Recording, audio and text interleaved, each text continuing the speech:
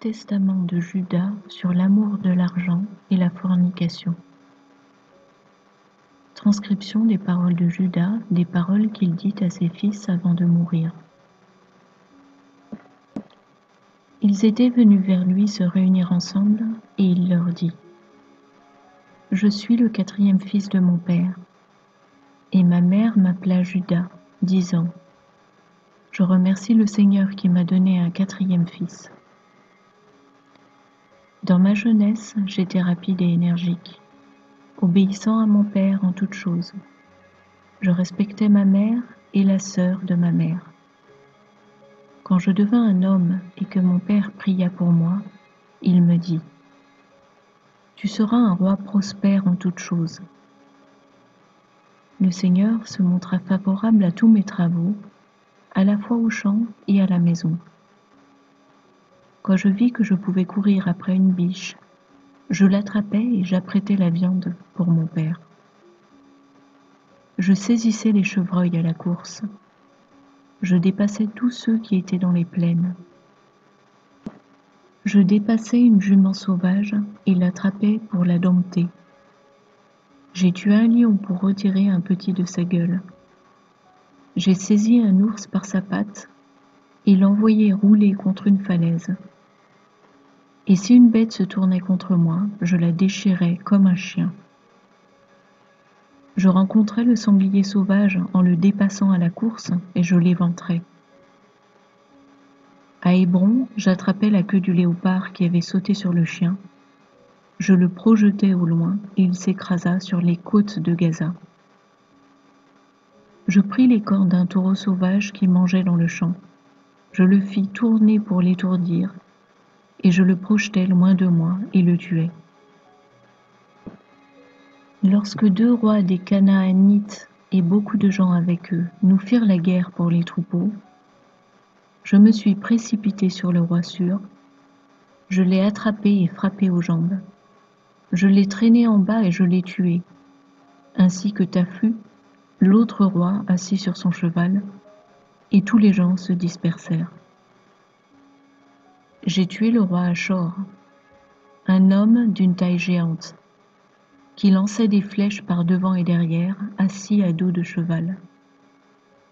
J'ai soulevé une pierre d'un poids de 27 kilos, et je l'ai lancée sur son cheval, que j'ai tué, puis je me suis battu pendant 2 heures avec Achor et le tuai. Je fendis son bouclier en 2 et retranchai ses pieds. Et pendant que je déchirais sa cuirasse, ses compagnons voulurent se battre contre moi. Alors j'enroulai mon vêtement autour de ma main, et je décochai des pierres sur eux, tuant 4 d'entre eux, et le reste s'enfuit. Mon père Jacob tua Bélissa, le roi de tous les rois, de la force d'un géant et d'une hauteur de 6 mètres. La peur tomba sur eux, et ils cessèrent de nous faire la guerre. Depuis, mon père ne faisait plus attention aux guerres quand j'étais parmi mes frères, car il avait eu une vision à mon sujet qu'un ange puissant me suivait partout pour que je ne sois pas vaincu. Au sud, il tomba sur nous une plus grande guerre que celle de Sichem, et je me joins au rang pour combattre avec mes frères. J'ai poursuivi 1000 hommes, parmi lesquels j'ai tué 200 hommes et 4 rois. Allant contre eux, je tuai 2 autres rois sur le mur. Ainsi, nous libérâmes Hébron et reprîmes tous les captifs des rois. Le jour suivant, nous sommes partis à Aréta, une ville forte, murée et inaccessible, menaçante à mort. Moi et Gad avons approché le côté est de la ville, Ruben et Lévi l'ouest et le sud. Ceux qui se trouvaient sur le rempart pensèrent que nous étions seuls, et nous attaquèrent en bas, tandis que nos frères montaient secrètement de chaque côté du mur, avec des échelles, et entrèrent dans la ville sans que les hommes le sachent. Nous les avons frappés du tranchant de l'épée, et pour ceux qui s'étaient réfugiés dans la tour, nous y avons mis le feu et les attrapèrent tous. Comme nous partions, les hommes de Taphu tombèrent sur nos captifs. Mais nous et nos fils les avons repris, et nous sommes allés nous battre contre eux, jusqu'à Taphu même. Nous les avons tués et brûlé leur ville, endommageant tout ce qui s'y trouvait.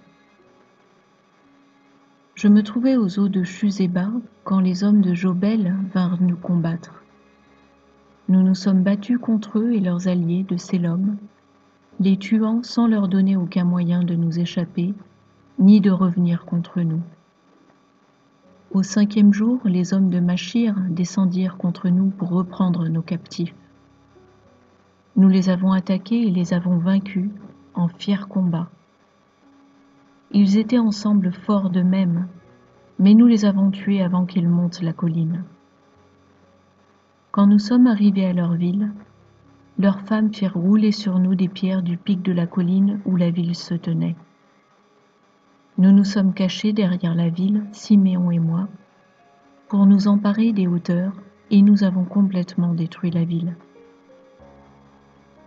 Le jour suivant, on nous rapporta que les villes des 2 rois et une grande assemblée venaient contre nous.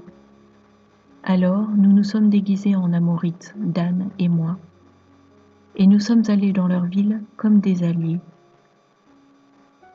Nous avons ouvert les portes à nos frères qui vinrent dans la nuit profonde, et avons détruit tous les hommes et leurs nécessaires, emportant en butin tout ce qui était à eux.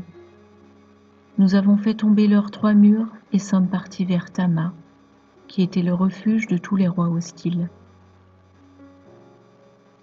J'étais en colère d'avoir été blessé et chargeai contre eux au pic de la colline, mais ils me jetèrent des pierres et des flèches. Et s'il n'y avait pas eu mon frère Dan pour m'aider, il m'aurait tué. Nous sommes montés en colère contre eux, et tous s'enfuirent. Mais passant par un autre chemin, ils supplièrent mon père de faire la paix avec eux. Nous ne les avons donc pas frappés, mais avons fait une trêve avec eux, et leur avons rendu tous les captifs. J'avais 20 ans, je construisais Tamna, et mon père construisait Rambaël, quand cette guerre arriva. Et les Canaanites me craignirent, moi et mes frères.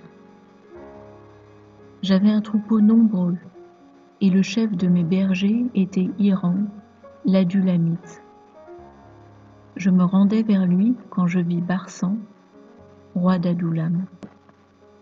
Il nous fit un festin, et il me conjura de prendre sa fille Batchoua pour femme. Elle me porta Er, Onan et Shéla. Le Seigneur frappa 2 d'entre eux pour qu'ils meurent sans enfants. Mais Shéla vécut, et ses enfants sont ici. Notre père et nous avons vécu 18 ans en paix avec Ésaü son frère, et ses fils avec nous, après notre départ chez Laban, en Mésopotamie. Dans la 40e année de ma vie, après 18 ans complets, Ésaü, le frère de mon père, vint contre nous, avec un peuple nombreux et fort. Mais il tomba sous l'arc de Jacob, et aurait été tué même s'il était allé plus loin qu'Iramna. Mort, il fut porté jusqu'au mont Séhir. Nous poursuivîmes les fils d'Ésaü, mais ils avaient une ville aux murs de fer et des portes de cuivre, et nous n'avons pas pu y entrer.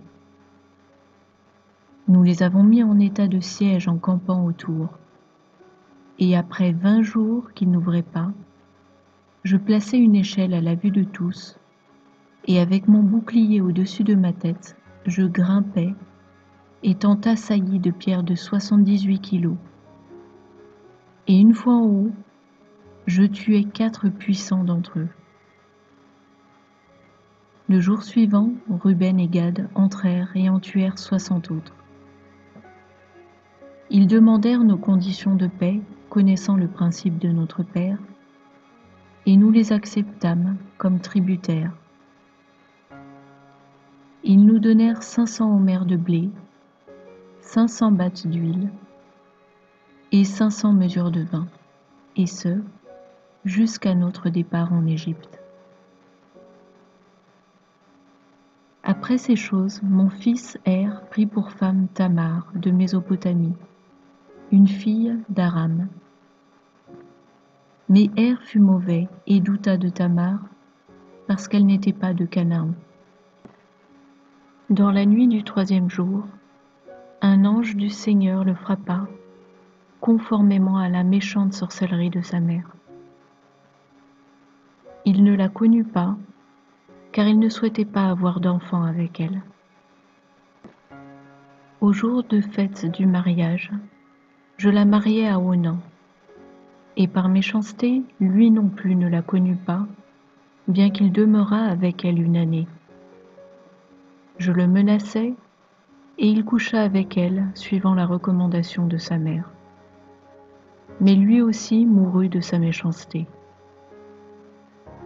J'espérais la donner aussi à Shéla, mais Bathshua, ma femme, ne le supporta pas, ayant une hargne contre Tamar parce qu'elle n'était pas des filles de Canaan comme elle l'était. Je sus alors que la race canaanite était mauvaise, mais les pensées de jeunesse aveuglaient mon cœur, et quand je la vis verser du vin, je fis l'erreur de tomber devant elle dans l'ivresse, et tandis que j'étais absent, elle alla prendre pour Shéla une femme de Canaan. Quand j'appris ce qu'elle avait fait, je la maudis dans l'angoisse de mon âme, et elle mourut aussi de la méchanceté de ses fils. 2 ans après ces choses, Tamar étant encore veuve, elle entendit que j'allais tondre mes moutons et se vêtit de façon nuptiale pour s'asseoir à la porte de la ville Énaïm, suivant une règle des Amorites que celle qui va se marier s'assied à la porte pendant 7 jours pour la fornication.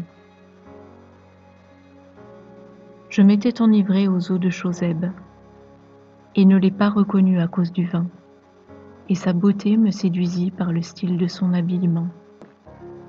Tournant de son côté, je dis que je voulais entrer en elle, et elle me dit « Que me donneras-tu » Et je lui remis mon bâton, ma ceinture et mon bandeau royal pour coucher avec elle. Et elle conçut. Comprenant ce qu'elle avait fait, je voulus la tuer. Mais elle envoya secrètement mes gages et me mit dans la honte. Mais par crainte, elle me dit qu'elle avait agi par ruse pour recevoir le gage d'une autre femme. Aussi, je l'appelai et entendis les mots secrets que j'avais prononcés couché avec elle dans mon ivresse, et ne pus la tuer, car cela venait du Seigneur. Je ne vins plus jamais près d'elle jusqu'à ma mort, car j'avais fait cette abomination dans tout Israël.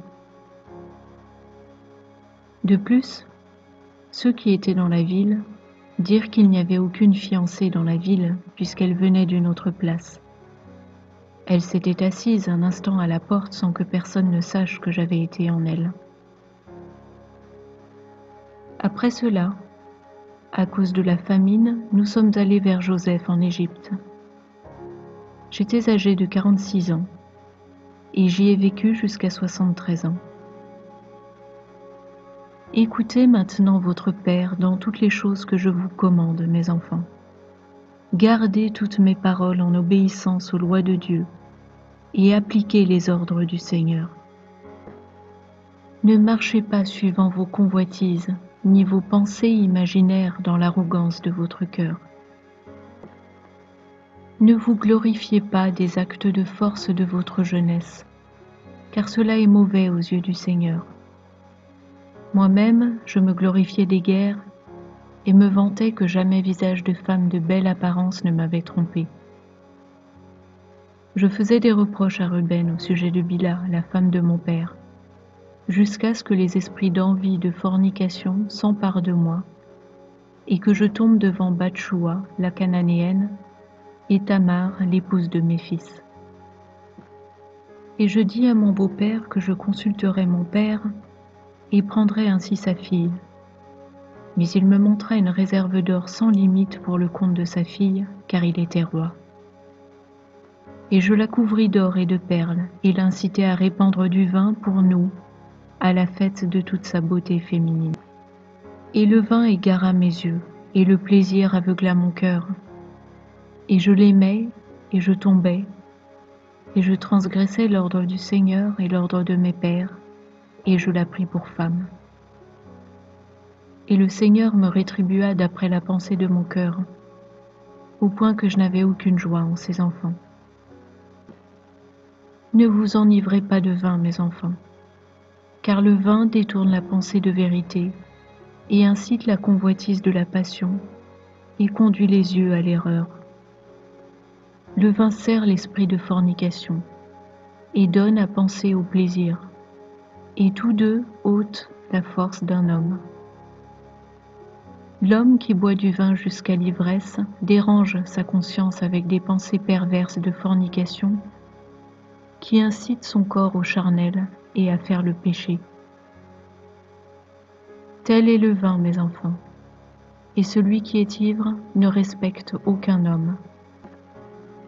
Cela m'a conduit à l'erreur, sans honte devant les gens de la ville, et sous les yeux de tous quand je me suis tournée vers Tamar. Je fis le grand péché de soulever le couvert de la honte de mes fils après avoir bu du vin. Je n'ai pas non plus respecté l'ordre de Dieu en prenant pour épouse une femme de Canaan. Alors, mes enfants, que celui qui boit du vin soit discret. Et la discrétion consiste pour un homme à se limiter à boire en restant capable de se tenir convenablement. Mais s'il dépasse cette limite, l'esprit d'erreur attaque sa pensée et transforme sa volonté, et fait parler l'ivrogne de manière perverse, et le fait transgresser sans avoir honte, même au point de s'exalter dans son déshonneur, se donnant le crédit de bien faire. Car même si un homme est un souverain et commet la fornication, il est dépouillé de sa souveraineté en devenant l'esclave de la fornication, comme j'en ai moi-même souffert, car je donnais mon bâton qui est l'appui de ma tribu, et ma ceinture qui est mon pouvoir, et mon bandeau qui est la gloire de mon royaume. Alors je me repentis de ces choses et ne pris plus de vin ni viande jusqu'à mon vieil âge, et je ne m'accordais aucune joie. Et l'ange de Dieu me montra que les femmes dominent toujours aussi bien sur le roi et le mendiant, et enlèvent du roi sa gloire, et de l'homme vaillant sa force, et même du mendiant le moindre appui qui reste dans sa pauvreté. Alors, mes enfants, soyez modérés avec le vin, car il y a en cela 4 mauvais esprits: convoitise, colère, débauche, profit pervers. Si vous buvez du vin dans la joie, avec retenue, avec la crainte de Dieu, vous vivrez.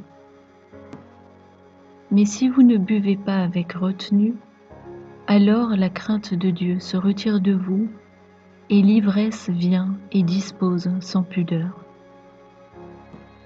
Et si vous ne buvez pas du tout, prenez garde aussi de ne pas dire des paroles outrageuses ou querelleuses, ni de fausses accusations contre les lois de Dieu, car vous péririez avant votre temps.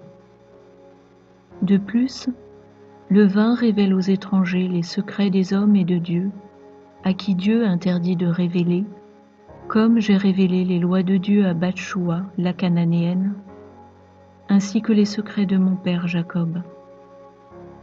Le vin est aussi la cause de guerre et de confusion.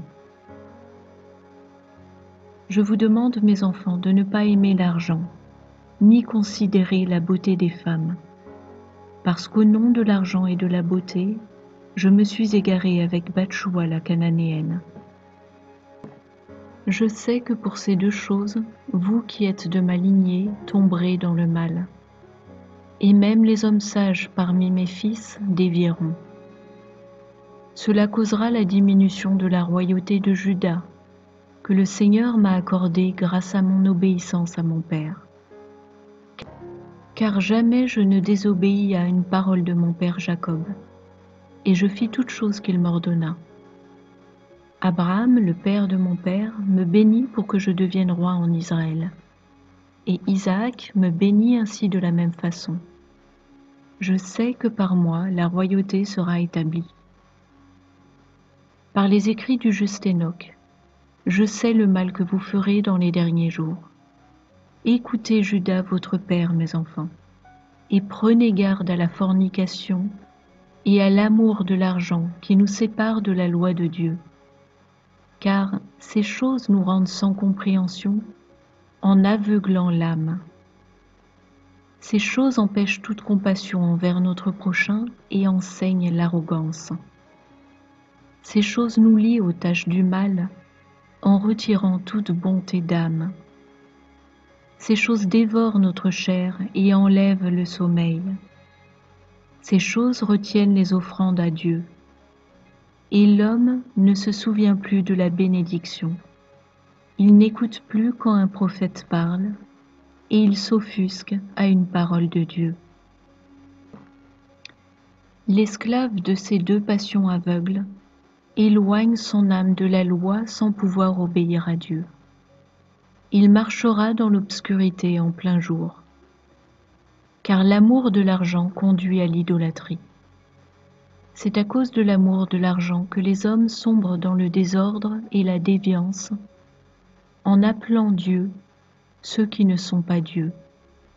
C'est à cause de l'amour de l'argent que j'ai perdu mes enfants. Et si mon âme ne s'était humiliée par la pénitence de ma chair et par les prières de mon père Jacob, je serais mort sans enfant. Le Dieu de mes pères eut pitié de moi parce que j'avais agi par ignorance lorsque le prince de l'erreur m'aveugla. J'étais ignorant comme un homme de chair et corrompu au péché, et je compris ma propre faiblesse alors que je me croyais invincible. Comprenez, mes enfants, qu'il y a deux esprits qui sous-tendent l'homme, l'esprit véridique et l'esprit d'erreur. Et au milieu, l'esprit de compréhension permet à la pensée de se diriger partout suivant sa volonté. Les actions de vérité et les actions d'erreur des hommes sont inscrites sur leur poitrine. Le Seigneur connaît chacune d'elles, et en aucun temps leurs actions ne peuvent se soustraire de lui, car tout a été inscrit sur les os de la poitrine devant le Seigneur, et l'Esprit de vérité en témoigne en dénonçant toutes choses. Celui qui pêche brûle dans son propre cœur, et ne pourra lever la tête devant le juge. Je vous commande d'aimer les vies, afin de subsister, mes enfants, et de ne pas vous glorifier contre lui, sous peine d'être entièrement détruit. C'est à moi que le Seigneur a donné la royauté, et à lui le sacerdoce. Et il place la royauté sous le sacerdoce. À moi il a donné les choses sur la terre, à lui les choses dans les cieux.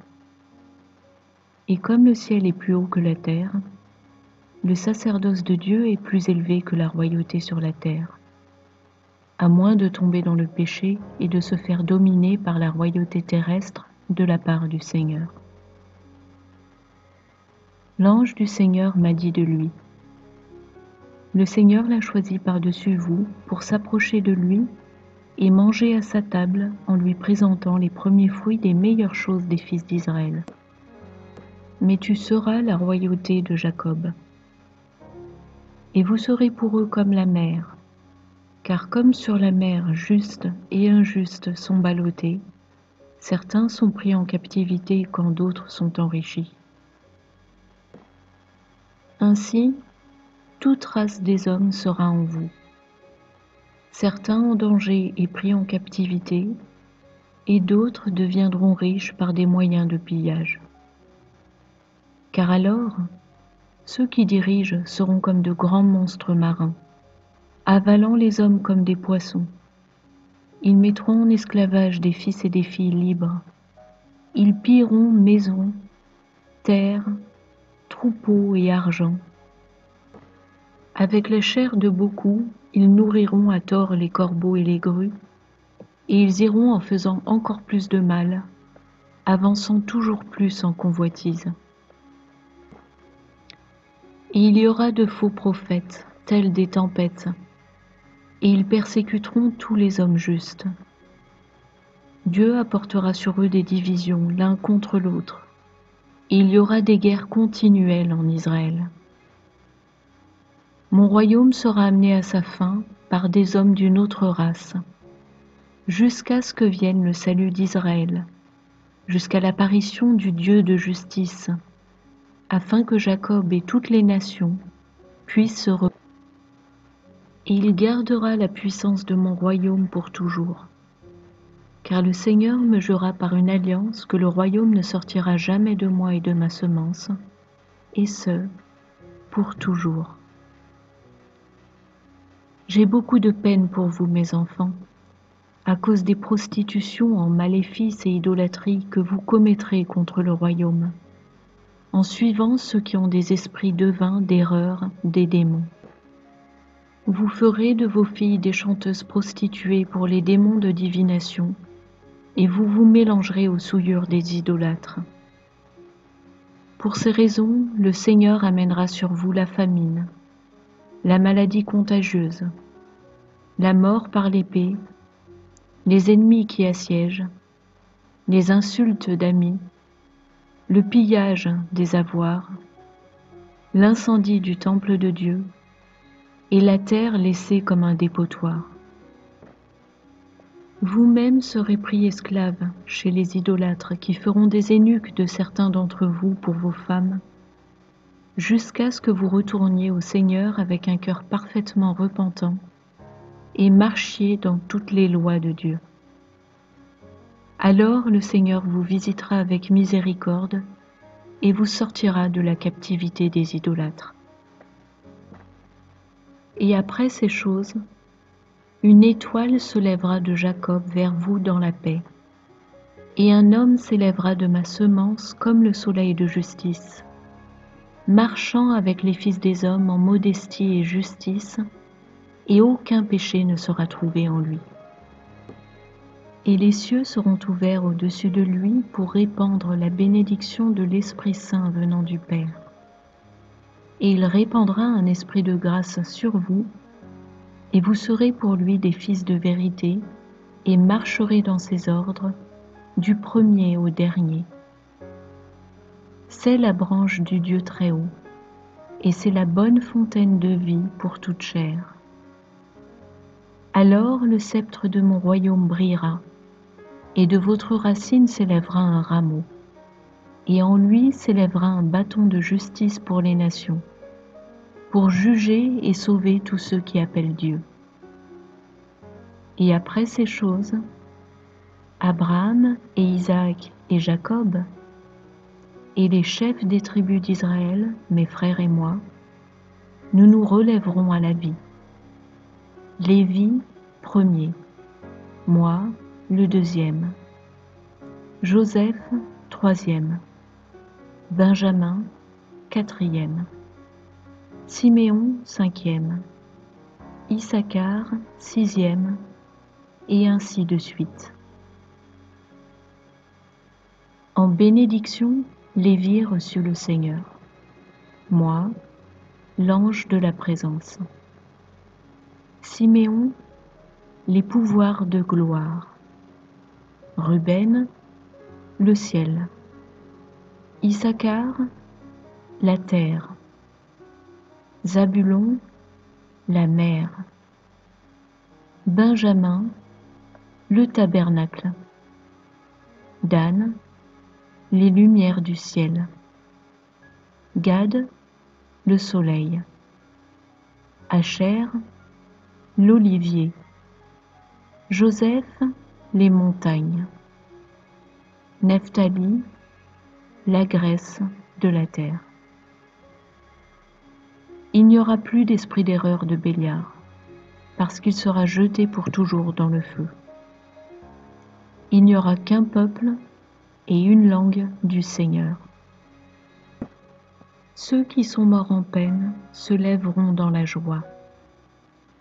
Ceux qui auront vécu dans la pauvreté pour la cause de Dieu seront rendus riches. Ceux qui étaient dans le besoin seront comblés. Ceux qui ont été affaiblis deviendront forts. Ceux qui auront été mis à mort pour la cause du Seigneur se réveilleront à la vie. Les cerfs de Jacob courront avec joie. Les aigles d'Israël voleront avec bonheur. Et tous les peuples glorifieront le Seigneur à jamais. Mais tous les infidèles se lamenteront, et les pécheurs pleureront. Gardez donc les ordres du Seigneur, mes enfants, car il y a de l'espoir pour tous ceux qui s'accrochent à sa voix. Puis il leur dit, « Je meurs devant vos yeux en ce jour, âgé de 119 ans. Que personne ne m'enterre dans un habit coûteux comme font les rois. Qu'aucune lame n'ouvre mes entrailles. Portez-moi à Hébron avec vous. » Après avoir dit ces choses, Judas tomba endormi. Ses fils firent tout ce qu'il leur avait commandé. Ils l'enterrèrent avec ses pères à Hébron.